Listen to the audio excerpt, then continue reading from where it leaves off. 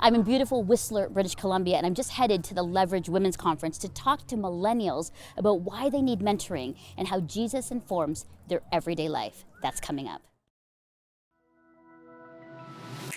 You are seen, you are heard, you are loved by God. You're not alone, you're fully known, you are loved by God.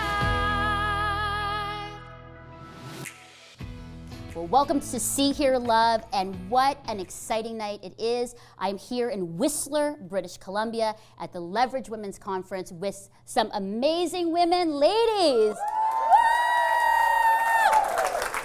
It is going to be an amazing, amazing show because we've got women in our live studio audience, and we've got some incredible young women here to help me know more about what you need, how I can be a better mentor to you.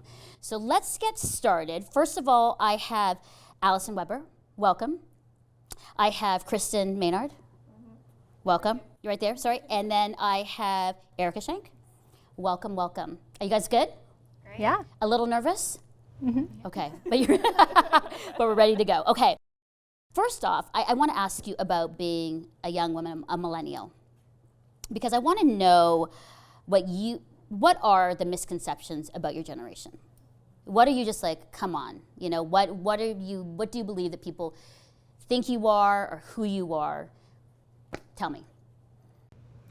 Yeah, I think that I'm on the younger side of the millennials, and what I think is kind of a misconception is that we're like the snowflake generation and that we are kind of like lazy and everything needs to be catered towards us, and we're a little bit like good for nothing, kind of living in our parents' basements, that kind of thing. But the majority of people that I know that are my age aren't like that. So it would be. Okay, so lazy, living in your parents' basement, okay? I feel like just to classify us all into one like thing is a misconception in itself. Lazy, I was gonna say lazy, bad work ethic. Like, yeah, we have a good work ethic. So what do you mean by bad work ethic? I guess I guess it goes off the whole lazy. Like, I don't know, we don't have an organized schedule. We don't, I don't know how to prioritize things. Can't keep a job or like quit a job because we don't feel like doing it. Okay. Allison, what are your thoughts? Yeah, I think one of the things I come across is that we're entitled, or we expect everything to be handed to us on a silver platter. Not willing to work. Okay. So as a Gen Xer, those are honestly some of the things that I've thought. And I hate to say that, but entitled, lazy, constantly wanting affirmation, constantly wanting help, constantly wanting opportunity. You know what I'm saying? But here's what's interesting. I was looking up about this whole misconception of millennials. And they say yes, there is this misconception. You're lazy, you're attention seekers, you're entitled, you're narcissistic. But what they're actually saying, when I say what, is like these experts, that it's actually not about being lazy and attention seeking, but you actually just want guidance and a sense of direction. Does that resonate with you? Yeah, I think I agree with that. I think that's, we're not just wanting to be told that like we're awesome and have a pat on the back. I think, we want feedback that's going to help us grow, and we also want to be like heard, because I feel like we have things to offer too. Okay. I feel like that's huge for millennials, like being valued or inclusion. I guess that's being heard, what you said. Yeah, and being given the opportunity to kind of prove those misconceptions wrong is a really big deal, and be able to prove the misconceptions wrong if you're the right person to prove them wrong, because we can't speak for every person. But we're not all like that. I mean, there's a little bit of that in all of us. Right. Not just our generation, but really to be able to rise above that and be different than that. Okay, it's a good segue. So then what are you for? So you realize that we have boomers. Gen X is like a very small generation, and the largest generation like in the workforce is actually millennials, right? So we've had a huge generation of boomers. My generation of Gen Xers are actually quite small, and now it's you. So what are you for? Like then really, I mean, generally speaking, inform us then about what you're for, what is good about your generation. What would you say? Yeah, I think we're pretty for things like social justice and, doing things right. And that could be a whole host of different conversations, whether it's political or like religious or in the workplace. But I think justice is a pretty high value for us. And I think independence as well, being seen not as, oh, they're the millennial on staff that, oh, they just run the Instagram account kind of thing. Like being able to be independent and being, told what we need to do and being allowed the freedom to actually get it done in the workplace and also outside of the workplace. Okay. I feel like, yeah, we're all about values, what you're saying. And so I guess, values, what were you saying? Being independent. Independent, yeah, it's like a holistic, I guess boomers maybe it would have been more like top down. I tell you to do this, you do this. And I think just in the technological age that we're in, it's less I think just with social media, it kind of gave us all a voice where we all have our faces, we all have our portfolios, and it's we want to be heard. We want people to hear us. And even if you don't want to hear what we're saying, we want you to hear it. That's good, Allison. Yeah, I think being heard, I think when I think about millennials, I think that we're question askers. I think that we are less willing to do things just for the sake of doing them and are kind of, we're evaluating things, whether that's in church or religious institutions or whether that's our workplace. I think we're coming from a place of trying to make things better, and we're not trying to be little whiners. I think we generally want to make things better, and whether that's the world around us or our workplace. So talk to me about what characteristics do you want from your boss, and what do you need from a company to ensure that you stay? And this is really about me learning, because I'm trying to understand the millennials in the workplace, because I'll be honest, I know a lot of you are leaving the workplace to do your own thing or to do other things. So talk to me about that. Millennials want mentors, not managers. You agree with that? I guess so. I'm trying to differentiate in my head a manager and a mentor. But I guess when you talk about the workplace, I think a huge thing is for a millennial, it's probably the holistic person. I think that's a huge thing for people today, or I guess millennials. It's it's not just a place you go to work, it's a 9-to-5 thing, but it attaches to the idea that it's a value, but then also, I guess it'd be a mentor in the sense of we want you to care about me as a person. So coming out of COVID, oh, can I work at home this time, this day? I care about you, then yeah, go work at home. Or how can I develop you as a person, not just, what can I get out of you in your job? So I guess, yeah, more as a overall, not just a worker, I guess. Okay, that's really insightful. Yeah, I think caring about the person over just the performance is really huge. For me, one of the best things has been having somebody to come alongside me and say, I see potential in you, and this is not just going to be a job. This is going to be a place where you can grow and become a better, whatever it is, person in the workplace, or whatever skills that I'm looking to grow in. I think we want opportunities to grow, and I think we want to feel like a valued member of the team. Being asked what we think as a millennial, or being some of the youngest people in the workforce, I think that's really crucial for us. Yeah, and I think maybe from my experience, not being reminded of how young we are is really important. Okay, I just saw this, yes. Both of you were yes, okay. So you don't want us to be the young people? You don't want us to be that way too? Typecasting us into a group? No. Yeah, it's we want to be seen as adults who are able to hold down a job, who want to be there.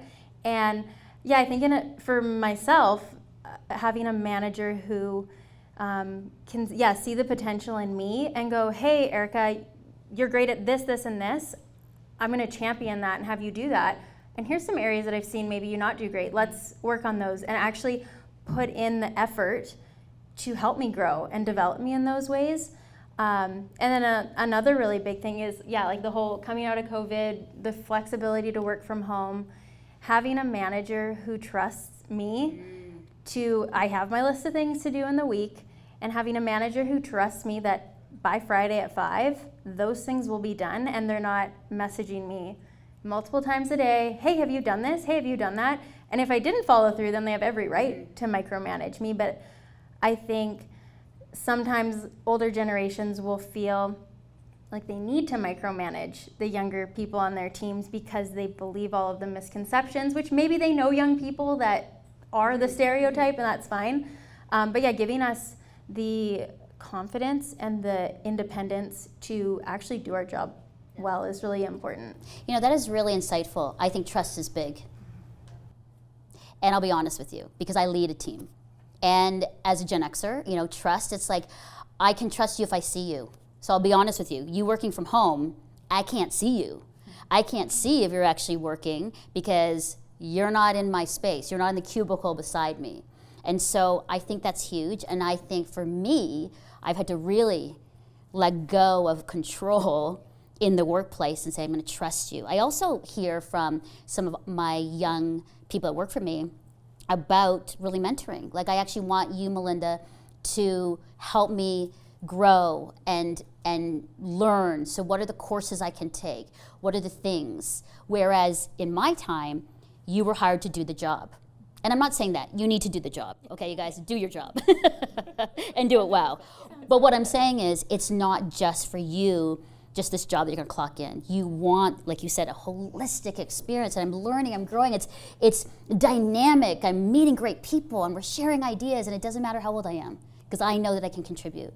And so, can I say this? Have some patience with us, because from generation to generation, we're trying to learn on how to do this best. But I love hearing this because it's great feedback for me, because I'm like, I want to be a mentor in my workplace, not just a manager. I want to see you thrive and flourish. And so these are really good things. And I think for our audience and for people who are going to be listening all over the world, I think this is a good moment for them to say, okay, I need to kind of check how I'm leading in the workplace. And because I will say, there's a lot of people leaving. We're in the middle of the Great Resignation. You've probably heard about that. And whether that's people retiring because they're older, but there's also a lot of young people who are like, see ya. And whether it's quiet or it's very apparent, they're leaving. I haven't heard that. The Great Resignation. It's called the Great Resignation, and it's happening. And it's happening, and we're in it. And we're seeing more and more people leaving corporate workplaces and doing their own thing. And so we've got a lot of places that are looking for workers. So I appreciate that. I have a lot of takeaways that I've heard you say. Season 8 is all about getting to know you, the See Hear Love community. Here are 4 ways to connect. Number 1, watch See Hear Love anytime and anywhere on YouTube and Castle Media. Number 2, listen to the See Hear Love podcast on Spotify and Apple Podcasts. Number 3, engage by visiting seehearlove.com, or my personal favorite, follow at See Hear Love on Instagram. Finally, number 4, give to See Hear Love and Crossroads by visiting seehearlove.com/give. Hey everybody, it's Melinda, Krista, Alita, and join us on our first ever See Hear Love 4-part series on a conversation about the book of Philippians. And we're going to learn amazing things like living in community, what it looks like to live a generous life, living with confidence, and living out your faith. So grab your girlfriends, download our study guide on seehearlove.com, and join us on Yes TV, Spotify, YouTube, and on our social media platforms. Grab your girlfriends, and we can't wait for you to join us soon.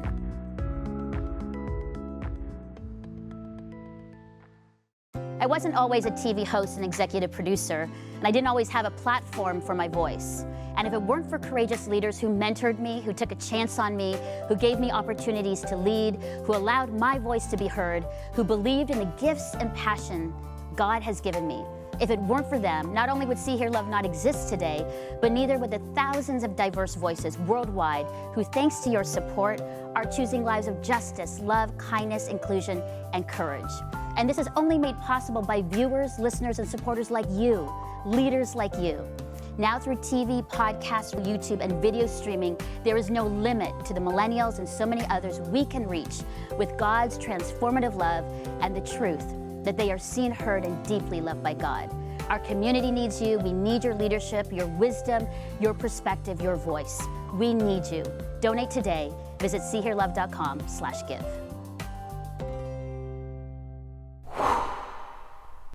Let's move into now mentoring in your life. So we've got mentoring in the workplace and now overall mentoring. Are you being mentored right now, informally or formally? All three of you? Yes. Yes, yes, yes. Yeah. How long have you been mentored or being mentored now? For me, this present mentorship that I'm a part Yeah. of, it's been a year and a half. Okay, year and a half. And for you? I feel like mentorship is just, I guess, less official, so my whole life. Okay, that's good. Okay, I love that. Your whole life, a year and a half. And? I was going to say the same as Kristen. Okay. Like, I feel like my whole life. The wrong answer. There is no wrong answer here. I trust you. Fully trust you. No micromanaging here. Okay, no. But what I mean is, this is interesting because mentoring is, sometimes it's really informal. Sometimes it's very formal on how we do things. And so this is really insightful as you say this. So let's just talk about mentoring in your life. What are the issues that you, okay, because I think this is really important for me to hear. What are issues that you want mentoring for? As young women, what are issues you want mentoring for? Everything. Motherhood, how to be a wife, how to be a woman in the workforce, how to drive my car. Okay, that's that one. How to drive my car. Oh my goodness, I love that. Everything. Okay, I think I can do a few of those. Okay, what about you? Yeah, I think for me, definitely learning how to be a good wife, because at least for me, it's like I'm not a seasoned pro. So there are tons of times where I've asked my mentor, like, hey, this happened. Is that weird? This irritated me. Like, should it have irritated me? And more times than not, she's able, because we have the relational currency, she can come into it and be like, well, here's what I've done in the past, and maybe try this. And it's actually, in my marriage, helped me become much softer and a better listener. And then also, yeah, in the workplace, just learning how to be a strong woman in the workplace without being too harsh or too like large and in charge, and being a kind of like a quiet leader and being a godly leader, because I work in a church, and so it's really important that I implement, those spiritual disciplines in my life for how can I honor God and honor my employer. It's good. Awesome. Yeah, I mean, ditto, even the driving. That's gonna be a whole other thing. Who wants to mentor them in driving? Oh, I got one here. Okay, I got one too. Okay. Yeah, I mean, I'm a mom, and I just would love to learn from someone who's further along than me with my kids and marriage and just life with Jesus. I think it's great to learn from people who are further ahead in any area. So It's really good. Question for you then. Do you need to have a mentor that has all the answers? No. Okay. That's such a setup question for a lot of these women out here. Because I know there are some women out here like, oh my goodness, those are a lot of issues you guys have, and I don't know if I can actually mentor you in that. Okay? And that's just really honest. So when you're looking for a mentor, do they need to have all the answers? They need to have their life perfectly in order to mentor you? No. Okay. Is that like a resounding no across? Or you guys like, maybe? No? Well, no, because if we want an answer to a question, we just have to Google it. Remember, I didn't grow up with Google. Lucky you. People have thought through the answers, and so you don't just have one answer. You have well thought out answers. They build apps around your if I want to ask how do I feed my kids? It's gonna be a more refined answer than if I'm sitting with a mentor. Right. Not in a bad sense, but I think it's an encouraging sense. The mentor doesn't have to have the perfect answer. It's just coming out of their experience. It's coming out what have they failed at? What have they done well at? Instead of the well articulated thing. That's good. Yeah, and I think when I kind of look at women in my life who I think, oh, I should maybe ask them if they want to mentor me, I try to look at women who are a few years ahead of me, who I look at and go, if I was anything like them when I'm their age, I'd be really happy. And so to kind of look at a woman who not to put in a higher spot or whatever, but just go like, yeah, if I ended up being like them, that'd be okay. And I want to learn from them, and maybe find someone who does things differently than you, so you can learn a different approach. And that's been really impactful for me with my mentorship. It's great. It's good. Yeah, I don't think we're looking for someone who has all the answers. I think please don't give us the pat answers, because I think we're tired of hearing that. I don't know. For me anyway, I just want someone who's authentic and integral and consistent, I think, in my life. That's really huge. That is so good. What a relief. Thank goodness. Because I think one of the challenges, and we're going to be talking to women who mentor in our next show, but I think there are a lot of women who don't mentor because they're too afraid they don't have the answers for you. They're too afraid that maybe they wouldn't be a great mentor because, they haven't lived a great life, or that they're messing up, or all those things. So when you say that, it's just like you don't want the pat answers. You just want somebody to be with you, to share, the real life, authentic, raw experience. Is that it? Yeah. I think we can all do that. You think so? Okay. I'm literally, notice how I'm looking at the studio and it's like, yes, we can all do that. And I think it's encouraging, because I think to hear what you're saying is just really encouraging. It's encouraging to me, because it's not like you're demanding a lot from me, except for the driving. No, I'm just kidding. It's kidding. But that's really, it's reassuring, and it's just about me showing up and just being with you and doing life together. I love that. I want to close up with a few things. Just quickly, really short. Advice to me as a Gen Xer: how can I best support you? So I'm just a few years older, just a few. How can I best support you in your journey as young moms, in the workplace, in your life? What would you want from me? That's a very hard question. I think just treating us the millennial generation, kind of as equal, in the sense of our capabilities and our insight that we might bring. It may be different than yours, but it doesn't necessarily mean it's worse. A lot of times, the older, the wiser, but sometimes we can bring interesting things to the table, and trusting us in the workplace especially to do what we say we're gonna do, and champion us and give us opportunities to prove ourselves. And we might take those opportunities and run with them and do great, and some of us might not, and that's okay, but give us the opportunity to succeed and also to fail. It's good. Excellent. Yeah. I would say, I think the word's compassion. I think like in our day and age, it's all about, what can I get out of this or this? And I think out of the mentor relationship, I think what would be really beneficial is just seeing someone come alongside you and love you just for nothing in return. I think what's that, the quid pro quo thing, or the thing you give to get something back. And I think just to have someone listen, when my mentor sits with me and just listens, she's asking about my marriage, she's asking about and she's listening, that's amazing. She's loving me just because she doesn't want anything from me, she just wants to listen. And I think it's beautiful. It's not transactional. Yeah. It's actually quite unconditional. That we're loving, right? And we're just being present, and we're listening, compassion. It's great. Allison? Yeah, I think the words that are spoken about people really matter. And so I've seen a lot of millennials being the butt of jokes or being brushed off. And I think we're all kind of getting tired of that. Call us to more and speak the potential over us, because we want something to rise to, not something to settle into, and that we're just millennials. And yeah. Okay, I just got to chill. Call us to rise, call us to more. And that's just not for your generation, it's for my generation, it's for the boomer generation, it's for the next generation past you. Call us to more. I think that really is about mentoring. I'm calling you to more.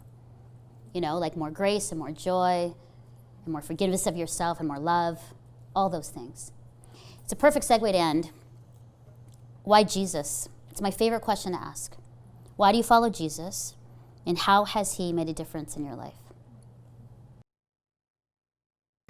Well, for me, I think he's met me in the highest highs and the lowest lows of my life. And even as a young girl, when I was like very depressed and feeling very unloved, he really met me. And I think that's something that's been an anchor throughout my life, and something that I feel like lately he's been reminding me of. And I think we all need to be reminded of that there's nothing that can separate us from his love.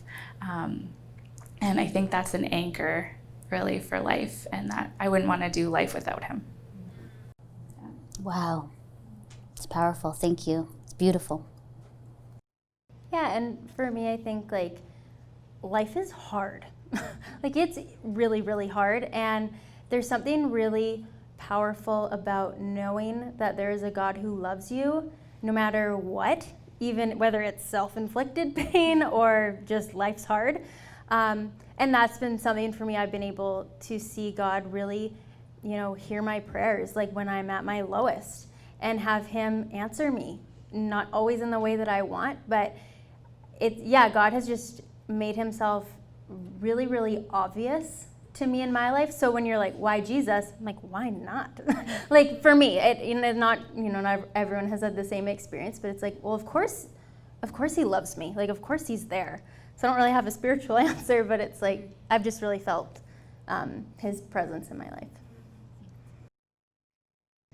I don't know. I think at the end of the day, I think we all want to be loved. I think we all want to be known. And the fact that, no matter who we are, no matter what we've done, to have a Father, to have God who sees you through it all and still loves you and still wants to give us unconditional love. And I think it's C.S. Lewis, who he has, a theologian in the 20th century. He has this quote where he says, love is not an affectionate feeling, but it's a steady wish in the loved person's ultimate good.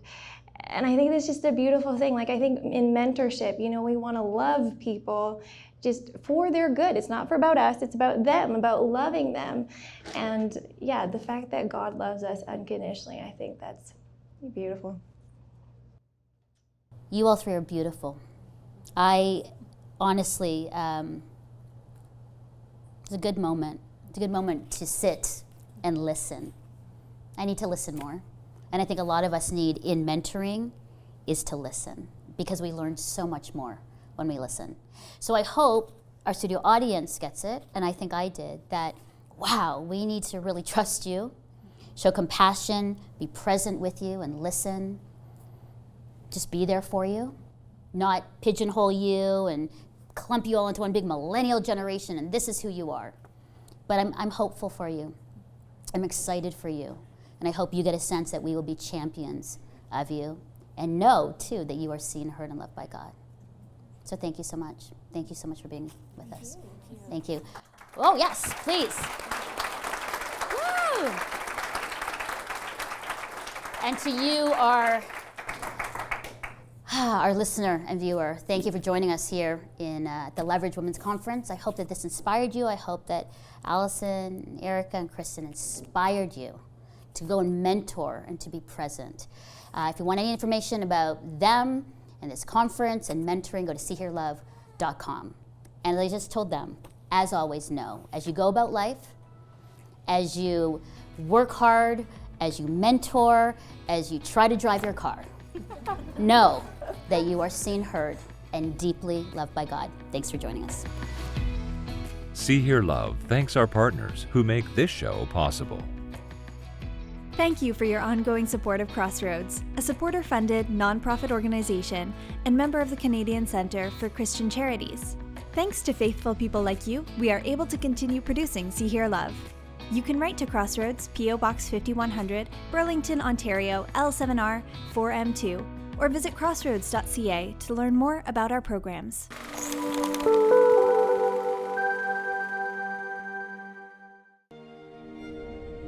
Changed. It all has changed. But one thing has remained constant. It's God's unchanging word to us. Where people are at risk, when faith is under siege, to millions craving hope and generations seeking purpose, God speaks. The world is changing, but the word of God remains unchanged.